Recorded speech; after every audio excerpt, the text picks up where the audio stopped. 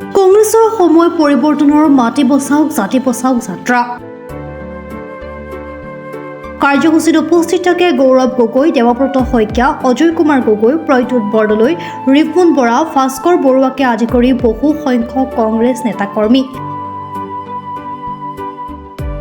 কলগত সময়ত কংগ্ৰেছ চৰকাৰ হলে জুবিন গাৰ্গক ন্যায় প্ৰদান কৰাৰ কথা কয় সাংসদজনে। জুবিন ক্ষেত্ৰৰ অপৰিষ্কাৰ আৰু নিৰ্মাণ প্ৰক্ৰিয়া লেহেমীয়া হৈ আছে বুলিও মুখ্যমন্ত্ৰীক তীব্ৰ সমালোচনা গৌৰৱ গগৈৰ।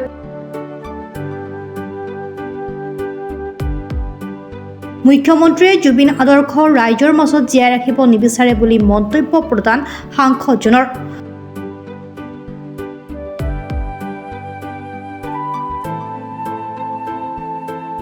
সমান্তৰালকৈ মিত্ৰতাৰ প্ৰসংগত ৰাইজৰ দলৰ সভাপতি অখিল গগৈক স্পষ্ট মন্তব্য প্ৰদান কৰিবলৈ আহ্বান গৌৰৱ গগৈয়ে।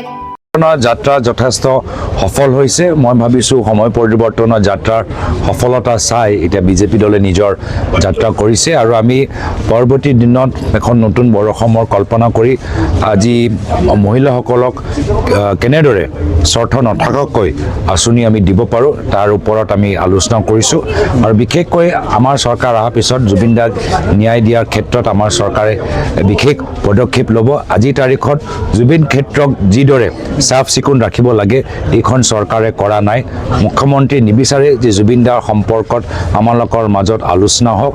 আজি তেওঁ বাধ্যমূলকভাৱে এই ফাষ্ট ট্ৰেক কোৰ্ট তেওঁলোকে ঘোষণা কৰিবলগীয়া হ'ল।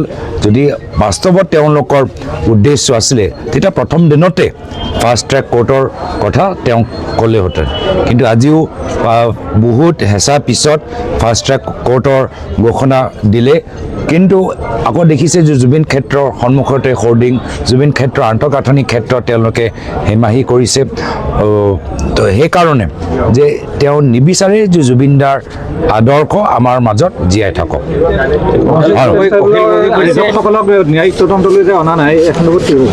মই কৈছোঁ তেওঁ বাস্তৱ ন্যায় নিবিচাৰে। তেওঁ জুবিনদাৰ আদৰ্শবোৰ ৰাইজৰ মাজত জীয়াই ৰাখিবলৈ নিবিচাৰে।